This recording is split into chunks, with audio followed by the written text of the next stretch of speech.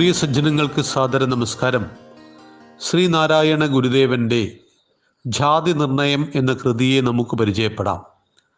മനുഷ്യാണാം മനുഷ്യത്വം ജാതിർഗോത്വം ഗവായഥാ ന ബ്രാഹ്മണാതിരസവ്യം ഹാതത്വം വേത്തി കോപിന.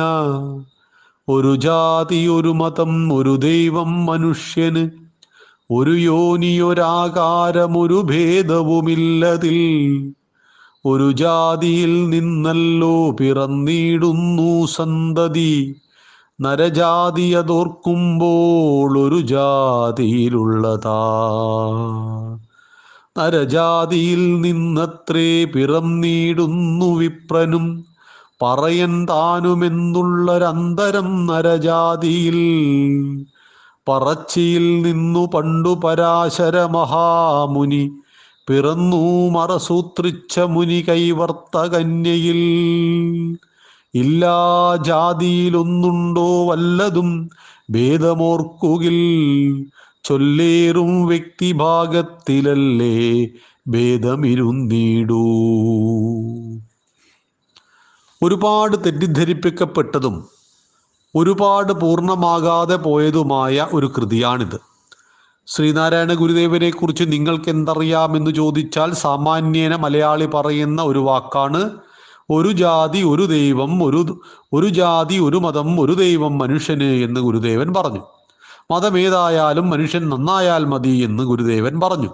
അങ്ങനെ ഗുരുദേവൻ അത് പറഞ്ഞു ഇത് പറഞ്ഞു എന്ന് പൂർണ്ണമാകാതെ പറയുമ്പോൾ ഒരു ഹിന്ദു സന്യാസിക്ക് മാത്രം പറയുവാൻ പറ്റുന്ന കാര്യങ്ങളാണ് ഗുരുദേവൻ പറഞ്ഞത്.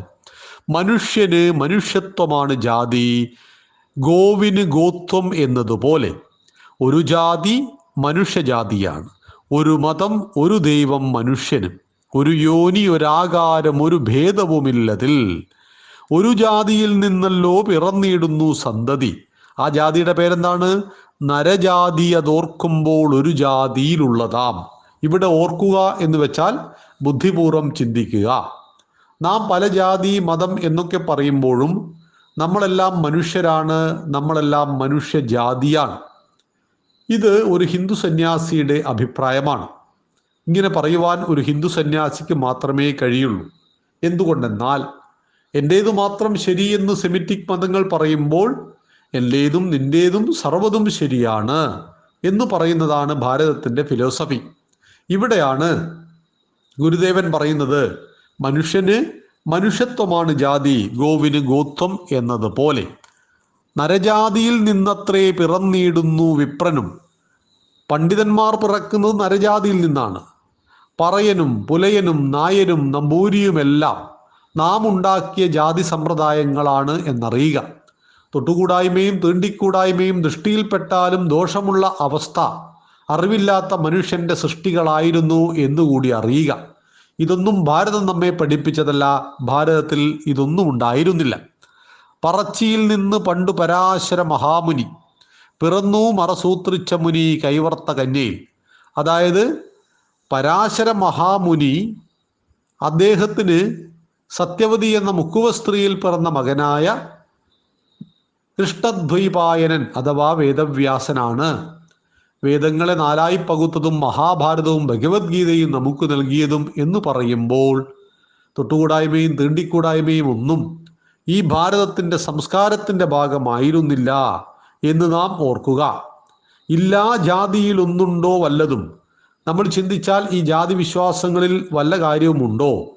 നാം ഭേദം ഓർത്താൽ വ്യക്തിഭാവത്തിലല്ലേ ഭേദമിരിക്കുള്ളൂ. അതായത് ഒരു വ്യക്തി എന്ന നിലയിൽ നമ്മൾ ചിന്തിക്കുന്നു അവൻ്റെ ജാതി താണതാണ്, അവൻ്റെ ജാതി ഉയർന്നതാണ്, അവൻ ഇന്നേ മതമാണ്, അവൻ ഇന്നേ കുലത്തിലാണ്. ഇതൊന്നും ഒരു മനുഷ്യൻ ചിന്തിക്കുന്നില്ല. ശരിയായ മനുഷ്യന് ഇതൊന്നും വിഷയവുമല്ല. ജാതിയും മതവുമെല്ലാം മനുഷ്യജന്മത്തിനു ശേഷം സമാജം നമുക്ക് നൽകുന്നതാണ്.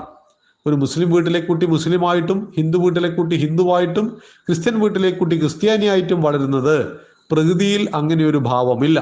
മറിച്ച് മനുഷ്യ സമൂഹത്തിൽ കെട്ടിവെച്ചതാണ് ഇതെല്ലാം എന്നറിയണം.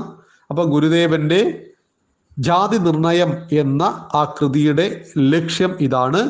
മനുഷ്യന് മനുഷ്യത്വമാണ് ജാതി, ഗോവിന് ഗോത്വം എന്നതുപോലെ മനുഷ്യത്വത്തിൻ്റെ ഉദാത്ത ഭാവനകളെ എടുത്തു പറയുകയാണ് ഗുരുദേവൻ ഈ കൃതിയിലൂടെ ചെയ്തത് എന്നറിയുക. നന്ദി, നമസ്കാരം. വന്ദേ മാതരം.